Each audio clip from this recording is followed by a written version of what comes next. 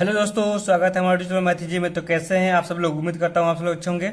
तो चलिए, last class में हमने प्रश्नावली 10.1 को देखा था। अब उसी मैथ के लेक्चर को आगे बढ़ाते हुए हम प्रश्नावली 10.2 को देखते हैं। ठीक है, तो चलिए देखिए, इसमें जो प्रश्न एक में जो दिया गया है, क्या दिया है कि प्रश्न संख्या 1, 2 और 3 में सही विकल्प चुनना है अपने को। एक तीन ऑब्जेक्टिव क्वेश्चन दिए गए हैं, ठीक है ना, और उसका उचित कारण भी तो बताना है। ठीक है, तो चलिए हम एक एक करके देखते हैं क्वेश्चन को। तो पहला प्रश्न में बोल रहा है कि एक बिंदु Q से एक वृत्त पर स्पर्श रेखा की लंबाई 24 सेंटीमीटर तथा Q की केंद्र से दूरी 25 सेंटीमीटर है।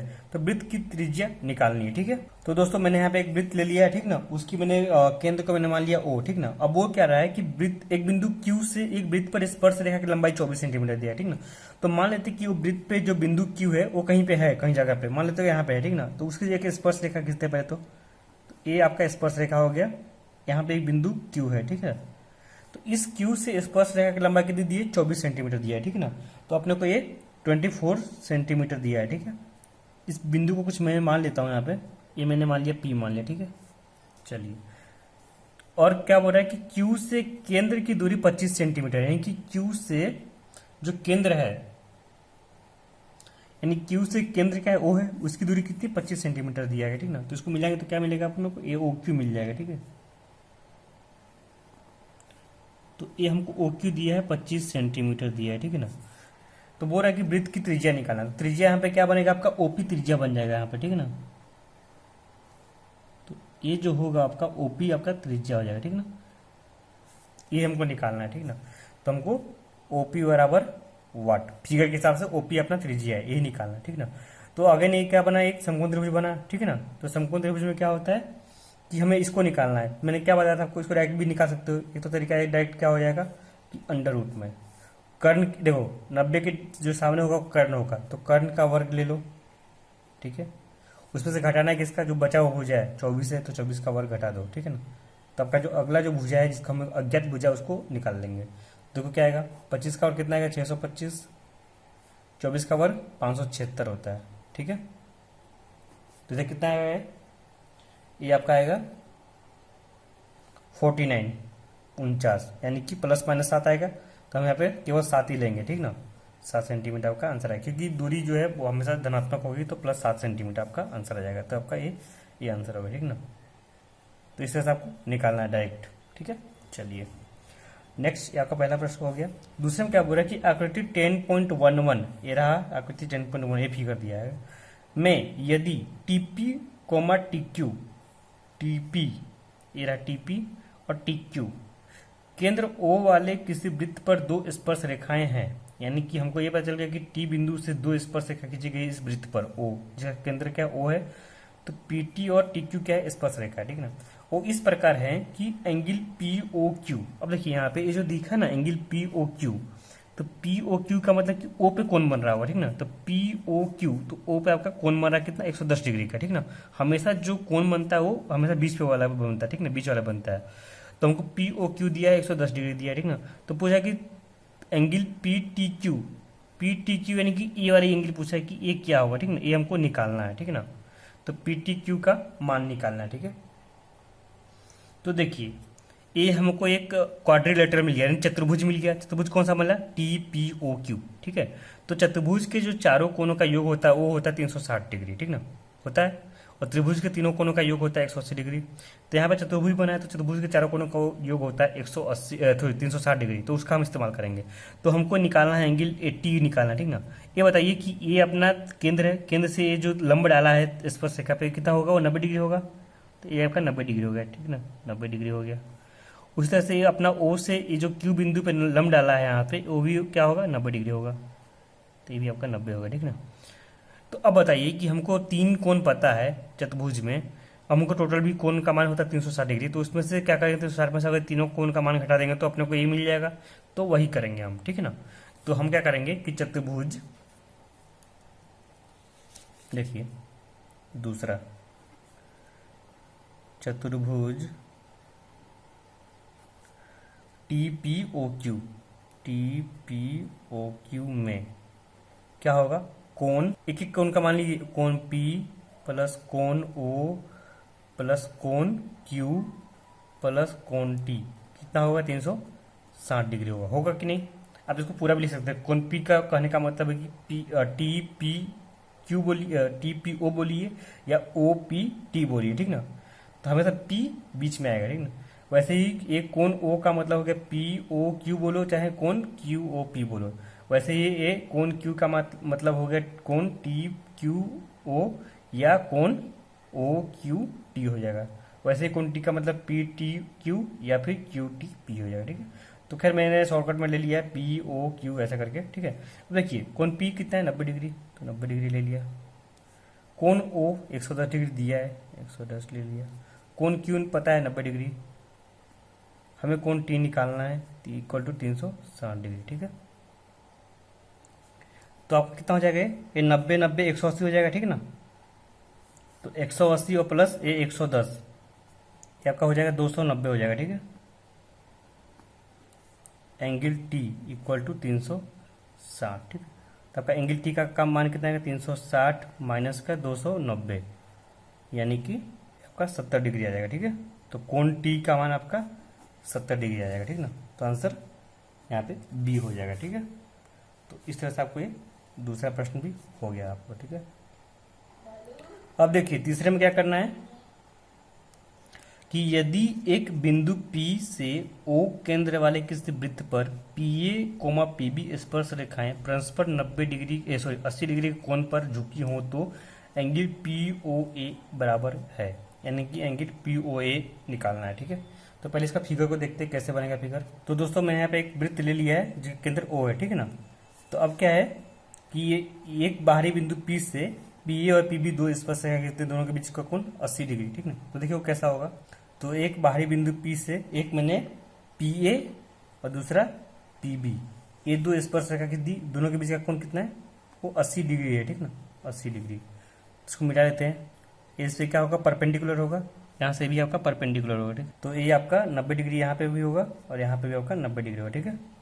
तो हमको निकालना क्या है एंगल POA, POA यानी कि POA यानी कि ए कोण निकालना, ठीक है। ए वाला कोण का मान हमको निकालना है, ठीक है। तो देखिए ये आपका क्वेश्चन नंबर तीसरा चल रहा है, ठीक। तो हमको POA निकालना है। तो यहाँ पे क्या देखिए, ये जो OB है इस पे क्या है लंब है, ठीक है ना। देखिए एग्जाम में आप कैसे लिखिएगा, चूंकि OB ये क्या है परपेंडिकुलर है BP के या चाहे PB के, ठीक है ना। तो यहाँ से आपका क्या आएगा कि एंगल B बोलिए चाहे PBO बोलिए, ठीक ना, वो 90 डिग्री आएगा, ठीक ना। उसी तरह से OA क्या है, वो भी परपेंडिकुलर है किसके AP के, तो परपेंडिकुलर होता है। तो क्या होगा यहाँ पे आपका कोण PAO बोलिए चाहे OAP बोलिए, ठीक ना। तो PAO वो भी आपका 90 डिग्री होगा, ठीक ना। दो कोण का मान हमको निकाल लिया, ठीक है। और हमको गिवन दिया गया है, ठीक ना, दिया गया कोण कौन सा दिया गया है, P वाला दिया गया, यानी कि APB कितना दिया गया 80 डिग्री दिया गया, ठीक ना। तो चूंकि चतुर्भुज PAOB में क्या होगा, कोण P जोड़ कोण A जोड़ कोण O जोड़ कोण B कितना होगा 360 डिग्री होगा, ठीक है। तो मानक देते हैं। तो P वाला कोण कौन सा 80 दिया है, प्लस ए वाला कोण 90 है, O वाला कोण निकालना है, B वाला 90 है, इक्वल टू 360, ठीक है। तो यहाँ से क्या आएगा आपका कोण O जो आएगा वो 360 डिग्री माइनस, देखिए 90 90 180 और 80 कितना हो जाएगा 260 हो जाएगा, ठीक ना, 260। तो आपका कितना बचेगा फाइनली कोण O जो हो जाएगा वो आपका 100 डिग्री आएगा, ठीक है ना।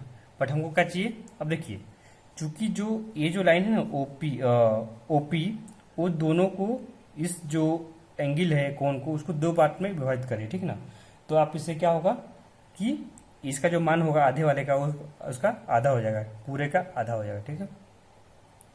कहने का मतलब कि ये जो दो त्रिभुज बन रहा है कौन सा त्रिभुज, चूंकि त्रिभुज BPO एंड त्रिभुज ओ ए पी में देखो क्या होगा कि देखो ए है मतलब कि ओ बी और ओ ए क्या है, त्रिज्या है, यानी ओ बी बराबर ओ ए है, ठीक है, पहला कंडीशन। दूसरा कंडीशन क्या है कि ये जो भुजा है कॉमन है दोनों में, यानी कि ओ पी क्या है, कॉमन है, ठीक है ना, दोनों में कॉमन है यानी कि सामान्य है, ठीक है।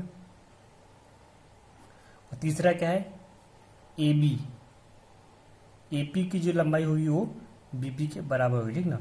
तो एक प्रमेय होता है आपका, पिछले कक्षा में पढ़ा होगा, साइड साइड साइड प्रमेय वाला होगी, ठीक ना। साइड साइड जो प्रमेय होती है, भुजा भुजा भुजा, उस प्रमेय से क्या होगा कि ये जो ओपी होगा आपका, वो इस कोण को दो भाग में विभाजित करेगा, ठीक ना। तो ये साइड साइड साइड थ्योरम होता है, ठीक ना, थ्योरम प्रमेय, भू भू भू ऐसा करके प्रमेय आता है, भुजा भुजा भुजा प्रमेय से, ठीक है। तो ये भुजा भुजा भुजा प्रमेय से आपका क्या होगा कि ये जो ओ ए है वो ओ ए जो है ओ सॉरी ओपी जो है वो ओपी यह कोण बी ओ ए को समद्विभाजित करेगी, ठीक ना, समद्विभाजित करेगी, ठीक है। तो वहां सबका क्या हो जाएगा, कहने का मतलब कि एंगल पी ओ ए जो हो जाएगा वो एंगल ए ओ बी का आधा हो जाएगा, ठीक ना। तो ए ओ बी देखो, अब देखो यहाँ पे ये जो हमने निकाला है, ये क्या निकाला हमने, बड़ा वाले का निकाला, ए ओ बी, यहाँ से आपका हो जाएगा एंगल ए ओ बी, ये कितना है 100 डिग्री है, ठीक है। तो ये देखो पूरा लिखने का मतलब यही होता है कि अपने को पूरा जब दिखाना होता है तब हम बड़ा लिखते हैं, ठीक ना। अब यहाँ पे ओ देखो ये छोटा वाला भी हो सकता है, बड़ा वाला भी हो सकता है, तो यहाँ पे हमको पूरा लेना पड़ेगा, ठीक ना। अब देखो यहाँ से क्या हो जाएगा, तो ये 100 हो गया, तो 100/2 यानी कि 50 डिग्री आपका आंसर आ गया, ठीक है। तो ये अपना तीसरा पूरा होगा, ठीक है। इसका आंसर कितना आया था, 50 आया था, ओके। चलिए चौथे में क्या बोल रहा है कि सिद्ध कीजिए कि किसी वृत्त के किसी व्यास के सिरों पर खींची गई स्पर्शरेखा समानांतर होती है, ठीक ना। तो इसको हमें सिद्ध करना, तो चलिए देखते हैं इसको कैसे करेंगे। तो दोस्तों मैंने एक वृत्त लिया है जिसका केंद्र क्या है, ओ है, ठीक है। तो अब इसका एक डायमीटर लेते हैं, ठीक है। डायमीटर करने का मतलब कि एक मैंने व्यास ले लिया, ठीक है, ये अपना व्यास हो गया, वृत्त का व्यास हो गया, ठीक ना। तो इसके जो एंड पॉइंट है यानी कि इसका जो आखिरी जो दो कोना है उससे हम दो समांतर रेखा खींचते हैं, ठीक ना। तो मैंने ये दो रेखा खींची, ठीक ना। तो हमको सिद्ध क्या करना है कि इस दोनों रेखाएं क्या होती है, वो समांतर होती है, ठीक ना, ये सिद्ध करना है। तो चलो पहले जो दो रेखा का नाम डाल लेते हैं। इसको मैंने मान लिया मैंने एस और एक इसको मैंने मान लिया ए आर। तो ए आर एस अपना हो गया एक समांतर रेखा हो गई और दूसरी रेखा को मैंने मान लिया पी क्यू मान लेते हैं, ठीक है। तो पी क्यू आपका दूसरी समांतर रेखा हो, ठीक ना। ये दोनों जो वृत्त को जिस बिंदु पे काट रहे हैं इसको मैंने एक को ए मान लिया दूसरे को बी मान लिया, ठीक ना। तो अब ये बताइए कि ये अपना केंद्र है, केंद्र से स्पर्श रेखा पर क्या होती है, लंब होती है। जिस केंद्र से जो बिंदु स्पर्श रेखा को जो टच करेगी वो हमेशा लंबवत होगी, ठीक ना। तो यहाँ ए भी लंबवत होगा, यहाँ से ए भी लंबवत होगा, ठीक ना। वैसे ही देखिए ओ से बी पे ये स्पर्श रेखा है, ओ से बी की जो त्रिज्या होगी उस पर क्या होगी, लंबवत होगी, तब पे लंबवत होगी, ठीक है। हमको यह सिद्ध करना है कि आर एस यह पैरेलल है समानांतर किसके, पी क्यू की, यानी आर एस रेखा आर एस और पी क्यू क्या है, समानांतर रेखा, ये हमको सिद्ध करना है। तो देखिए कैसे करेंगे इसको। देखिए क्या करेंगे कि जो ओ ए है ना, चूंकि ओ ए यह क्या है, लंबवत है, परपेंडिकुलर है किसके, आर एस के, ठीक है। ये आपका ये हो गया। तो इससे क्या होगा, इससे आपका ये हो जाएगा कि एंगल कोण आर ए ओ क्या हो जाएगा, वो 90 डिग्री हो जाएगा, ठीक है। उसी तरह से आर ए ओ और दूसरा कोण एस ए ओ आपका 90 डिग्री हो जाएगा, ठीक है। यहाँ भी देखिए ओ बी जो है, ओ बी ये भी क्या है, परपेंडिकुलर है, लंबवत है किसके, पी क्यू के। तो ये जो कोण होगा ओ बी पी 90 डिग्री होगा और ओ बी क्यू भी 90 डिग्री होगा। तो कोण ओ बी पी 90 डिग्री होगा तथा कोण ओ बी क्यू भी आपका 90 डिग्री होगा, ठीक है। अब देखिए चूंकि यहाँ पे क्या है, कोण ओ ए आर या किसके बराबर है, कोण ओ बी क्यू के। ये कौन सा कोण है, एकांतर कोण, एकांतर कोण, ऑल्टरनेट एंगल जिसको बोलते हैं, ठीक ना, ऑल्टरनेट एंगल बोलते हैं, ठीक ना। तो ए भी बराबर है तथा कोण पी बी ओ यह बराबर है कोण एस ए ओ के। ये भी क्या है, एकांतर कोण।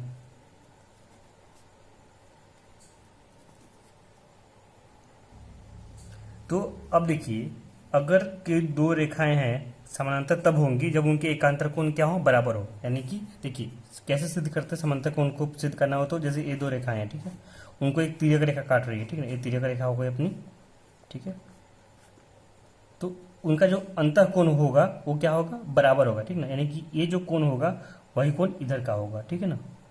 ये हमको अगर सिद्ध कर दिए तो हमारे जो जो दोनों लाइन होगा आपका वो क्या होगा, दोनों समानांतर होगा। तो देखिए यहाँ पे क्या है, ये अपना आर एस और ये पी क्यू आपका रेखा हो गया, और ये जो ए बी है आपका क्या होगा, तिर्यक रेखा होगा, ठीक ना।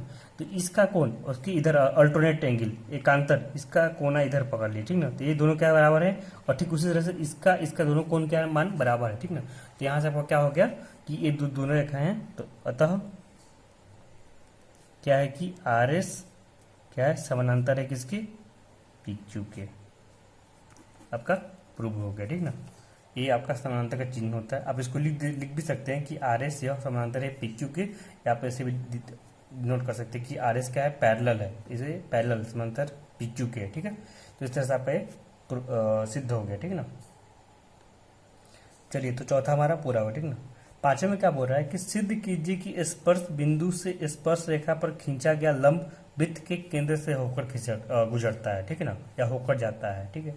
तो देखो, इसको सिद्ध करने के लिए क्या करेंगे हम, एक मैंने वृत्त लिया जिसका केंद्र क्या है, ओ है, ठीक है ना, और उसकी एक स्पर्श रेखा मैं ले लेता हूँ यहाँ से, ये एक स्पर्श रेखा हो गई, ठीक है। इसको कुछ हम नाम देते हैं, मान लीजिए कि ये अपने बिंदु पी पे टच कर रहा है, स्पर्श रेखा की जो नाम है वो ए बी है, ठीक है। तो ये अपनी फिगर हो गया, ठीक है।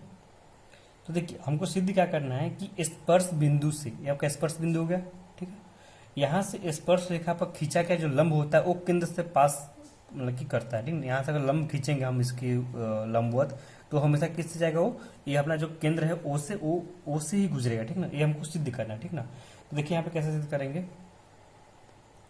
तो अब यहाँ पे हम विरोधाभास मेथड का उपयोग करेंगे, ठीक ना। विरोधाभास मेथड में क्या होता है कि हम यहाँ पे बोल रहा है कि ये जो लंब है, जो कॉन्टेक्ट यानी कि स्पर्श बिंदु है, उससे जो लंब खींचेंगे वो ओ से गुजरेगा, ऐसा पूछ रहा है ना। तो हम मान लेते कि जो स्पर्श बिंदु है वहां से जो हम लंब खींचेंगे वो स्पर्श केंद्र से नहीं गुजरेगा, ठीक ना। उसके बाद हम देखेंगे कि ये गुजर रहा है कि नहीं, उसके बाद हम इसको प्रूव करेंगे, ठीक है। तो माना कि बिंदु P पर ए बी का लंब, जो ए बी पर लंब खींचेंगे बिंदु P पर, वह केंद्र ओ से होकर नहीं गुजरती, ठीक है ना, ऐसा हम मानते हैं, ठीक है। केंद्र ओ से होकर नहीं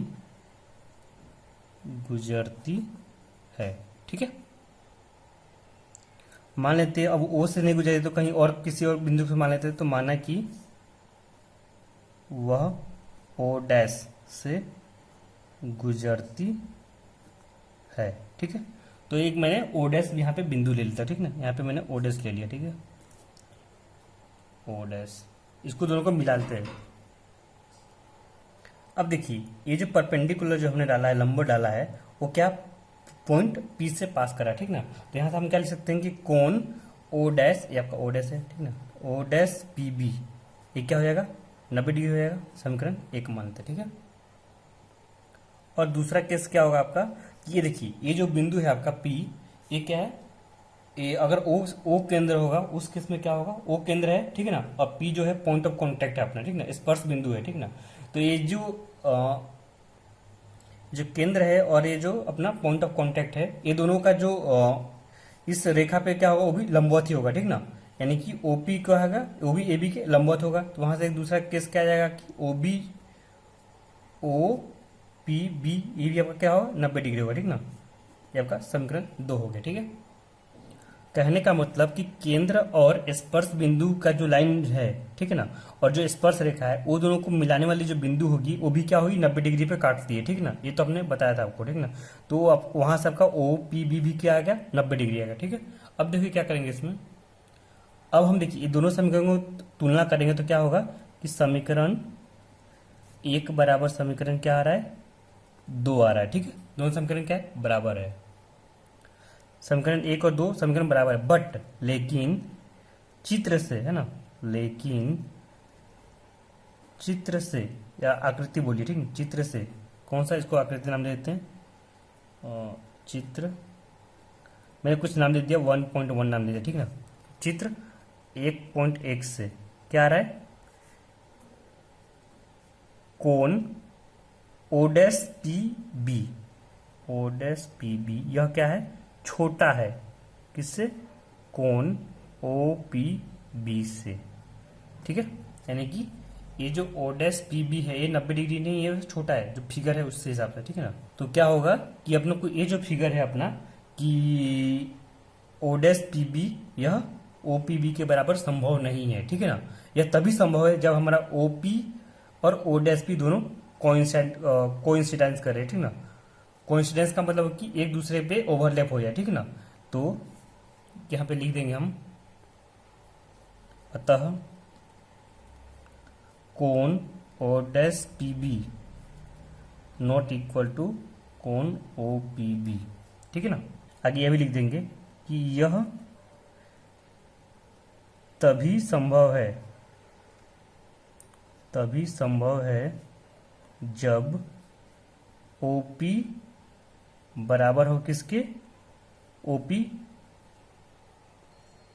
OP क्या हो, समपाती हो, ठीक ना। OP जब OP यह समपाती हो, ठीक ना, समपाती हो ओ डैश पी से, ठीक है ना। तो आपको ये सिद्ध कर, आपका यहाँ पे सिद्ध हो गया, यानी कि ओपी क्या है, ओपी डैश से वो जो अपना लंब है वो हमेशा केंद्र से पास करेगा ही करेगा, ठीक ना। तो इस तरह से आपको एग्जाम में लिखना होगा। तो लास्ट में आप लिख देंगे कि अतः ए बी पर लंब, ठीक है ना, ए बी पर लंब, ठीक है, जो कि पास कर रहा है पी से, है ना, जो कि पी से गुजर रहा है, गुजर रहा है, वह केंद्र ओ से भी गुजरेगा, ठीक है। तो आपका लास्ट में आपको ए लिख देना, ठीक ना। तो आपका यहाँ पे सिद्ध हो गया, ठीक ना, कि ए बी पे जो लंब है वो पी से गुजरेगा तो वो केंद्र से भी होके गुजरेगा, ठीक ना। तो इस तरह से अपने कंट्राडिक्टरी यानी विरोधाभास विधि का उपयोग करके आपने सिद्ध करना, ठीक है। चलिए दोस्तों, यहाँ पे मैं इस लेक्चर को खत्म करता हूँ। अगले लेक्चर्स में अपने जो रिमेनिंग क्वेश्चंस को देखेंगे। Okay, thank you.